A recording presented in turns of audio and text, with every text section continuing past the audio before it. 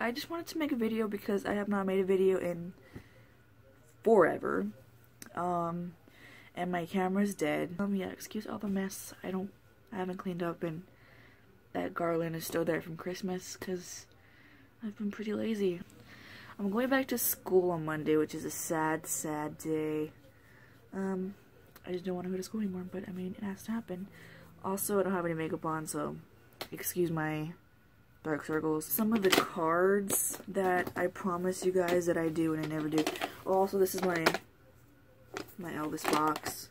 I showed it to you guys the last time that I did that Elvis thing. So, I have some of the cards here, and I'm just gonna do them for you guys, because people were asking on the video that I did the Elvis things on to do the Elvis card thing, so I'm gonna do some because I have way, way too many. I feel like this light should... Okay guys, it's way better. The lighting is way better because I turned on my lamp and you can see my face more. Okay. I might have to put my glasses on to see what I'm... Nope. Glare will be too bad. Okay, we're gonna do it blind. It's alright. We're all good. Okay. So I'm just gonna pick randomly out of my huge stack of the cards that I have. The good ones. I'm gonna do some good ones here. This one's really cute. It's of Elvis and a cute teddy bear, and in the back it says, Elvis received the bears by the truckload after his 1957 hit Let Me Be Your Teddy Bear. I don't want to read all of it because it'd take forever to end this video. He's cleaning his car. I hope you can see that. Yeah, he's cleaning his car right there. His beautiful car. Damn it. I just dropped all of them. You fucking mess. I'm sorry. I literally need to clean my room again. I just cleaned it the other day. But you know, I get dressed and then I don't like what I wear. And then I have to get dressed again. And then just clothes ends up everywhere. Which is not a good thing. Oh yeah, this one was what I was showing you. Cars were very important to Elvis. His fans knew that about him and respected the fact. But once when Elvis and date Barbara Hearn went for a Memphis movie theater for a sneak preview of the movie-tone new films of his recent Dubuelo, incoming Elvis fans couldn't contain themselves. There we go, that one. Okay, now we have 30 minutes left on my phone for recording because I literally only had 4 minutes, so I had to skip it. Anyways, let's move on to one of the posters that I have in my room. This is him and his motorcycle. Many of Alfred Wertheimer's photos have become classics, but perhaps none more than this one. It shows the king on his beloved Harley in the summer of 1956. This is him and his Harley in 1956. I have this poster over there, but you cannot see because it's right at the entry of my room. Another classic one, him and Jailhouse Rock. You're holding the reason right in your hand. The dance sequence that accompanies Elvis' performance of the title song just might be the best thing he ever put down on celluloid. And that's him. I really like this one. Somehow it's an image we all associate with a particular time and place. American rock and roll in the mid-50s. A good-looking youngster combing his hair in the mirror till he gets it just right. Sim combing his hair. What a gorgeous man. And another one in his 68 special. I remember this one because I have the DVD. Because my dad gave it to me. In one of the funniest moments on Elvis' 68 special, he is chugging along on a version of Jimmy Reed's Baby What You Want Me to Do. Good pick, good pick. Let's see. Got a whole lot in here. Let's see what else we got in here. A cute one. This is a scene from the comeback special that was considered too hot to handle back in '68. It was part of the Guitar Man production number in which Elvis pays a visit to Bordello.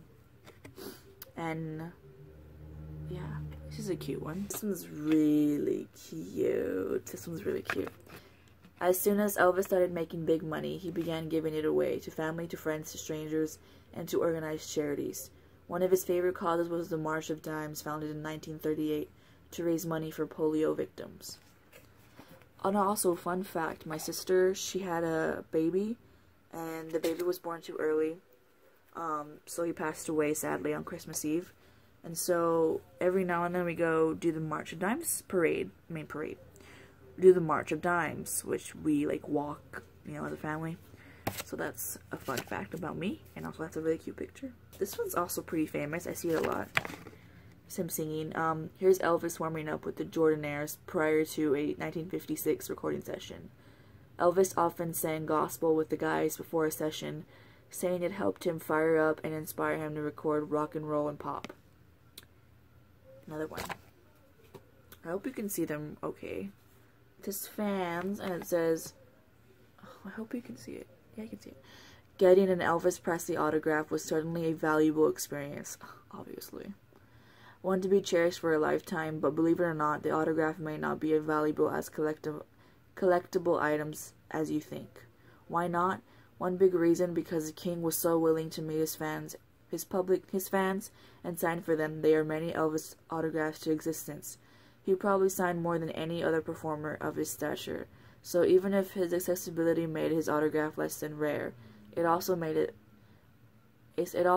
all that much more personal and meaningful. Wow, I didn't know that. See, I didn't know that. I wish I could have an Elvis autograph thing. I just die.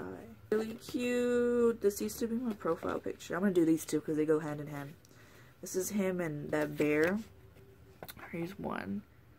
That little bear is so cute. And then here's the other one. It says, "Really believe me, I'm Elvis Presley." Those are the words the king probably never had to use again.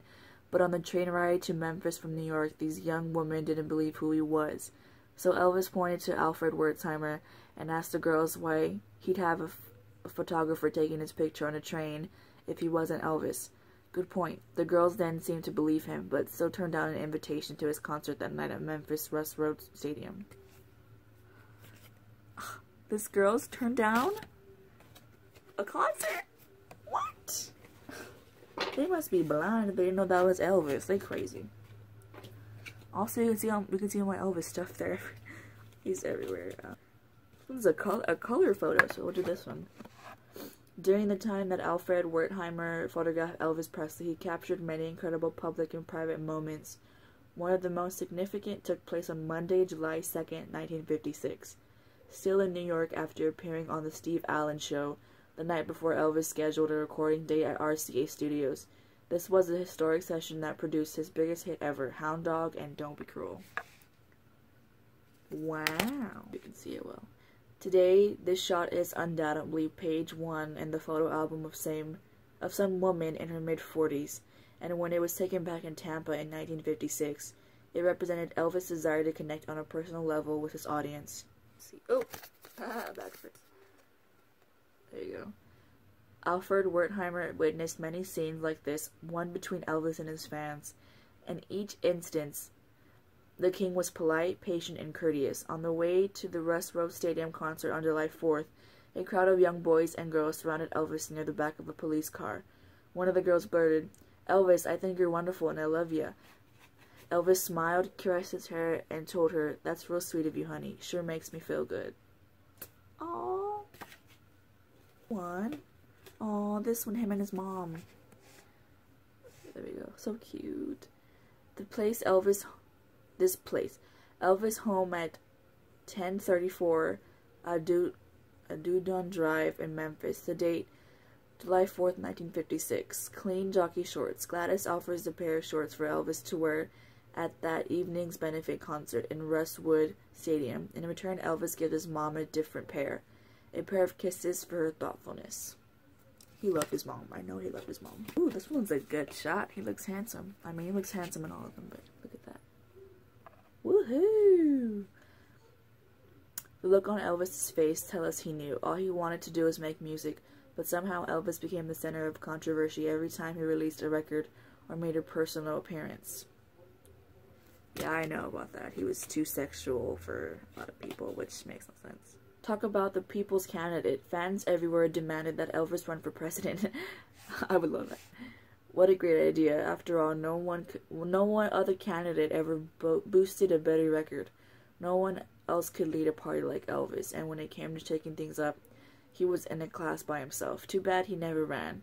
He'd have won in a landslide, but hey, why try for the presidency when you're already the king?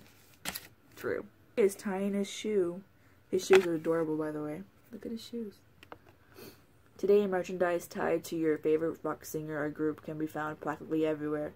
But back in 1956, such licensed products were rare, and when it came to creating and selling out souvenirs, Elvis and the Kono were pioneers. For example, check out these official Elvis Presley tennis shoes. I didn't know they were Elvis, and I just said they were cute. They're Elvis shoes. Oh my god, you can't see it that well, but oh my god. Embezzled with Elvis' name and musical notes. When this footwear hit the market, no self-respecting fan could pass up the King's offer to walk a mile in my shoes.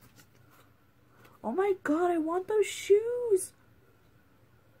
I didn't know they were Elvis. That's so weird that I said those were cute shoes. I didn't know what was on them. But these are Elvis I'm Googling that. I'm gonna buy them. If I ever found Elvis shoes, I would wear them every freaking day of my life. The Trouble with Girls and How to Get Into It. That's the movie he's in this picture. Army. Today, taking a pay cut is never pleasant, especially in show business where the idea has always been to increase your earning power in direct proportion to your star power. Would you be surprised to learn that Elvis Presley took one of the largest pay cuts in history of entertainment? In April of 1958, his monthly earnings dropped from $400,000 to a mere $78. His base pay as a draftee in the United States Army. By the end of the hitch, the monthly total had skyrocketed up to $109. Wow, I didn't know that either. See, I'm learning here. Here's another one with his mom. Looks so cute. You hear a lot of talk of Elvis these days.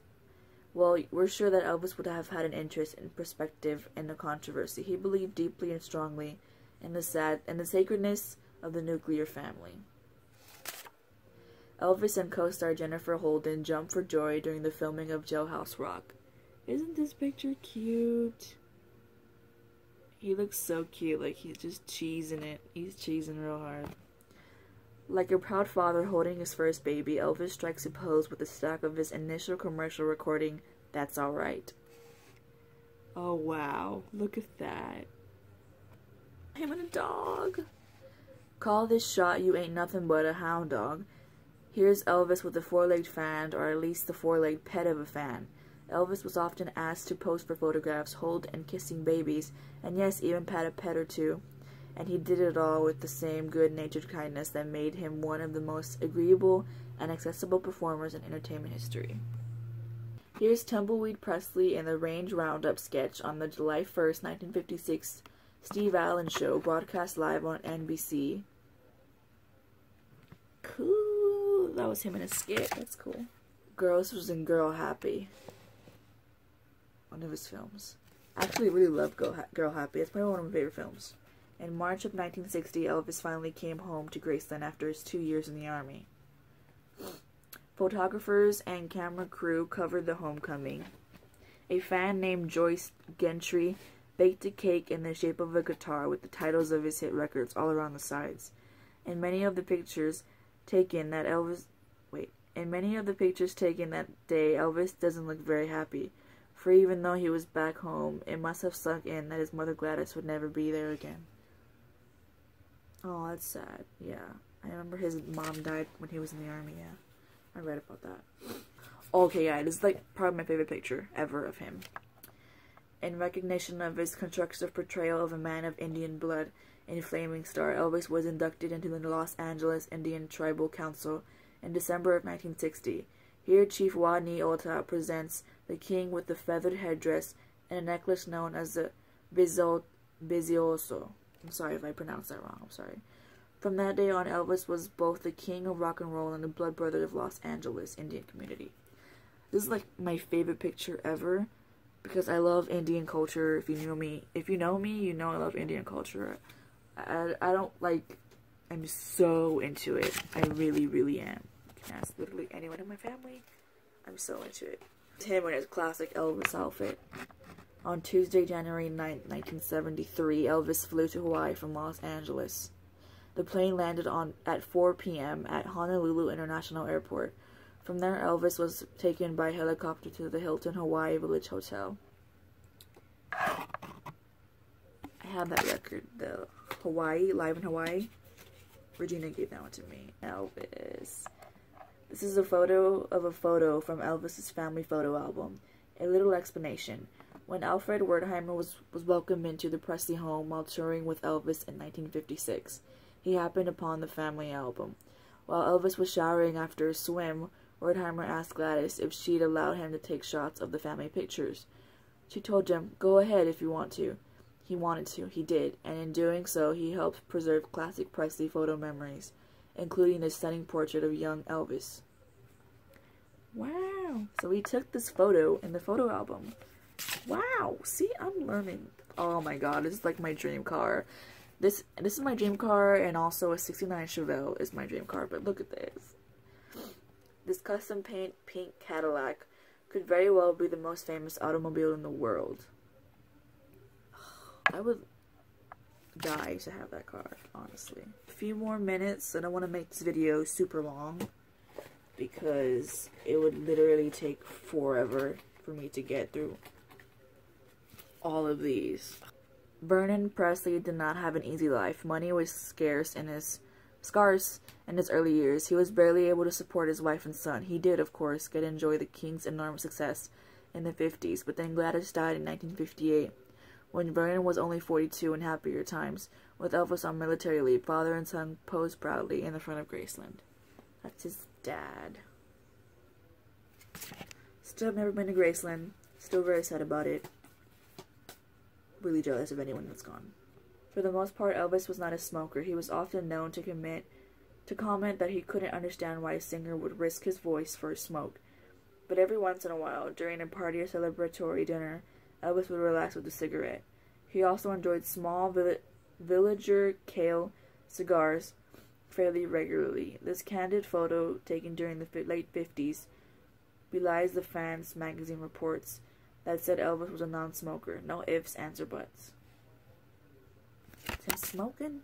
Right from the start, Elvis was bigger than life when he played Las Vegas for the first time in April of 1956. Part of the promotion involved a 24-foot high cardboard cutout of the King that was propped up in front of the new Frontier Hotel. It was a famous picture of Elvis that also adorned the cover of his debut album. Sharp-eyed movie fans can spot the billboard in several scenes of the Dean Martin and Jerry Lewis film Hollywood or Bust, which was partially filmed in Vegas. Oh, baby Elvis. Gladys Love Smith married Vernon Elvis Presley on June 17, 1933, in Vernon, Mississippi, in December 1934. The couple moved into a new two-room house in Old Saltillo's Road in East Tupelo, Mississippi. This is where Elvis was born at 4:35 a.m. on Tuesday, January 8, 1935. A twin brother, Jesse Presley, was stillborn and buried the next day in nearby Priceville Cemetery. This is the earliest known photograph of the future of King of Rock and Roll. A lot of people didn't know that Elvis had a twin brother that was stillborn. I knew that because, you know, I did my research. Imagine having two Elvis. I mean, his name wouldn't have been Elvis. But that's just, it's really sad, actually. When Elvis Presley arrived in Richmond for his shows at the Mosque Theater, he got off the train and immediately changed stations on his RCA Transitor 7 briefcase-sized radio. That is, the radio was all Elvis carried, leaving the luggage to his cousin Junior. Once he found the country and western music he was seeking, Elvis proceeded out of the building, hips swaying, pants fluttering, and two tones gliding towards a waiting cab in time to the beat. The King arises. Here's Connell Parker, right-hand man Tom Diskin, trying to get Elvis out of bed for the next gig. This is from Stay Away Joe. On December 4th, 1956, Carl Perkins was doing some recording at Sun Records in Memphis. The piano player for the session was Jerry Lee Lewis. Watching from the control room, at Carl's request, was Johnny Cash. As he often did in those days, Elvis dropped by to say hello. Before too long, they were gathered around the piano. A sound engineer recorded the improv vocalizing, capturing what came to be known as the $1 Million Quartet, although trio might be more accurately, as cash left to buy clothes before much singing had taken place at Moss Theater in Richmond. Okay, we're gonna do about 3 more, and then we're gonna cut it off already. Live a little, love a little. That's from that movie.